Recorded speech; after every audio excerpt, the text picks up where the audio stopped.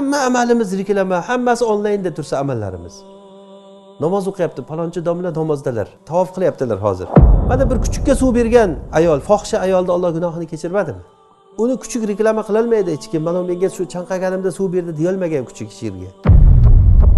Men Allohning oldiga borganimda men umid qiladigan bitta amalim bir ayol kelib turib Alloh uchun menga uylaning dedi degan. Alloh uchun dedi, qarasam nihoyatda xunuk ayol ekan degan. Yoki sizda ham mana shunaqangi ishlar bormi? Masalan, men Alloh uchun mana shunday qildim deya oladigan. Bismillahirrohmanirrohim. Qoida shuki, kim Allohga va rasuliga itoat qilsa, Alloh uni qilgan amalini noqis qilmaydi hech qachon. Qilgan amalini noqis qilmaydi. Buning uchun maqtanish shart emas. Biz iymon keltirdik deb turib jar solish shart emas. Ba'zi odamlar mana shu nimada qilgan ishini reklama qilishni yaxshi ko'radi. Masjid qursa, o'sha masjidga o'zini ismini toshga o'yib yozishni yaxshi ko'radi. Lekin bir beva bechoraga yaxshilik qilsa qilmaydi u odam.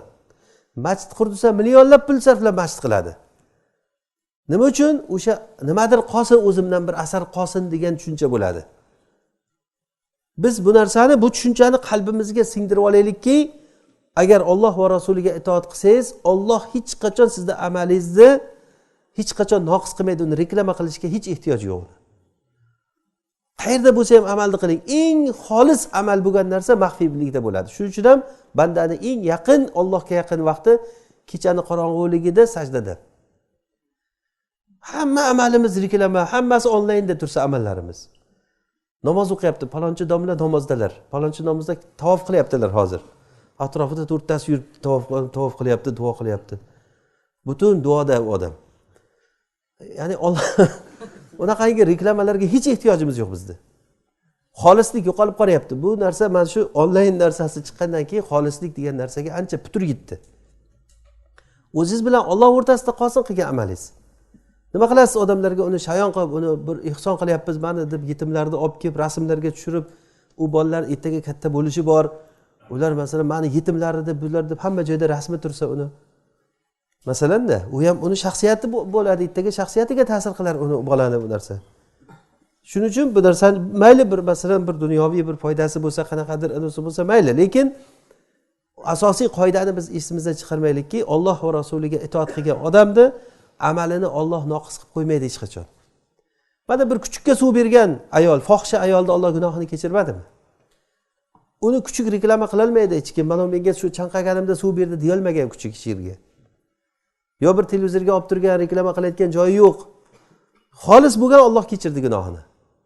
Ana shuning uchun har birimizni bir Alloh uchun bir kichkinagina bo'lsa ham yashirib qo'ygan bir ishimiz bo'lish kerak. Allohga yo'liqqanda men mana shu ishni sening uchun qildim deya oladigan ish bo'lish kerak.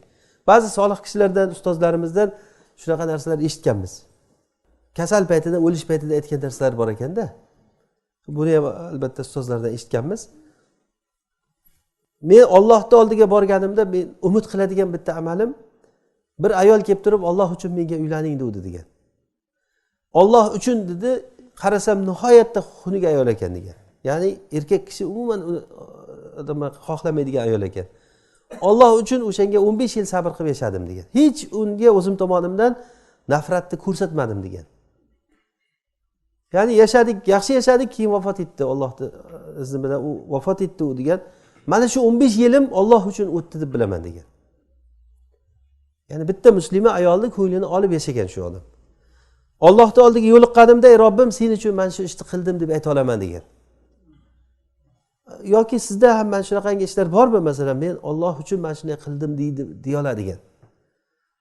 Hozir tirikmiz. Inshaalloh bundan keyin masalan mana shunaqangi bir ishlar qilingki, bu bilan siz shunaqangi bir ibodatning ruhini sezasiz. Alloh bilan o'rtangizda do'stlik, Alloh bilan o'rtangizdagi bir robitani odam his qilib qoladi o'shanda. Xuddiki bir sirdoshingizdek bo'lib qoladi Alloh sizga.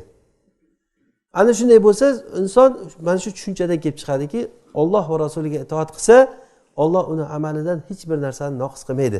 Bu narsa hech qachon reklama qilishga ehtiyojimiz yo'q bizda. Chunki bizni qiladigan amalimizni Alloh Robbul alamin ko'rib turibdi. Mana shuning uchun hozir voqeda ko'rsangiz, reklama qilinadigan ishga yordamchilar ko'p. Masjid qurishga yordamchilar ko'p. Tayyor masjidni buzib tashlab boshqatdan quriladi.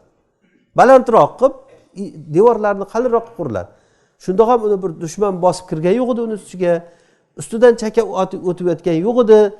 Shuncha ketgan millionlagan pullarni bir yetim yesirlarga, beva bechoralarga bersa, o'rniga ham tushardi. Men masjidni obod qilmaylar demoqchi emasman. Masjid odam bilan obod bo'ladi.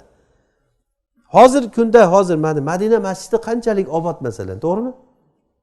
Qanchalik chiroyli, shinam, havodor, zo'r, yaxshi qurilgan. Lekin hozir obodmi? Rasulullohning vaqtlarida obodmidi? Rasulullohning zamonida obodmidi? Aniq, ichida Rasululloh bor edi, ichida sahobalar bor edi. Har juma Rasululloh xutba qilardilar u masjidda. O'sha masjid obod bo'lmaydimi? Minbari qanaqa edi Rasulullohning minbarlari? Hozir men birorta masjidda Rasulullohning o'sha paytdagi minbaridek minbar bor deb ayta olmayman. Taxtadan qilingan bir nechidir pog'onasi bor bo'lgan minbar edi u. Ya'ni obodlik degani bu, baxt saodat degani bu bizni binomizda katta bo'lishi bilan bo'lmas ekan bu.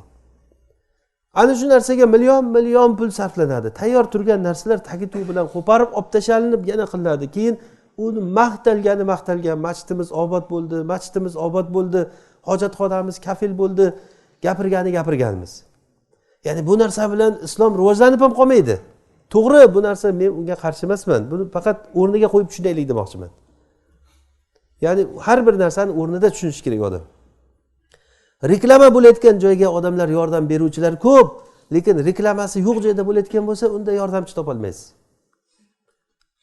Alloh taolo aytayaptiki, agar sizlar Alloh va rasuliga itoat qilsalaring, Alloh sizlarning amallaringdan hech bir narsani noqis qilmaydi. Hech bir narsani siz o'ylamay birov bilmay qoldi deb birovga ko'rsatishga ehtiyojingiz yo'q hech qachon. Mana shuni bilgan odam riyodan saqlanadi keyin. Buni bilmagan odam keyin riyo bilan bo'ladi. Ishi riyo bilan bo'ladi. Odamlar ko'ryaptimikan deydi. Bittasini namoz o'qishini men ko'rib hayron qolganman. Ka'bada tavof qilib yurgan paytimizda bir kishi namoz o'qiyapti, yonida xotini uni videoga olyapti. Kamerada videoga olib turibdi. Namoz o'qiyapti odam Ka'baga qarab. Keyin ruku qildi, rukudan shunday turgan paytida xotini kamerani bunday Ka'baga qaratuvdi, "O, meni odatda sajdaga ketdi."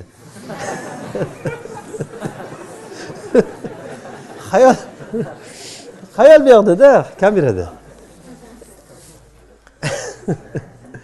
Bizlar qilgan amalimizni ko'rsatishga hech ham ehtiyojimiz yo'q, shuni biling. Namozingizni ham, ro'zangizni ham, bergan sadaqatingizni ham reklamaga ehtiyojimiz yo'q. Reklama qildingizmi, ixlosga bu yerda putur yetadi. Mana shu uchun biz harakat qilaylikki, xolis bo'laylik Alloh taolo uchun. Payg'ambarlarning yo'li mana shu bo'lgan. Allohga biz bilmay qoladi deb o'ylasangiz, iymoningizga putur yetadi bu narsa. Alloh hech qachon amalni noqis qilib qo'ymaydi. La yalitkum min a'malikum shay'a. Sizlarning amallaringdan hech narsani Alloh taolo noqis qilib qo'ymaydi.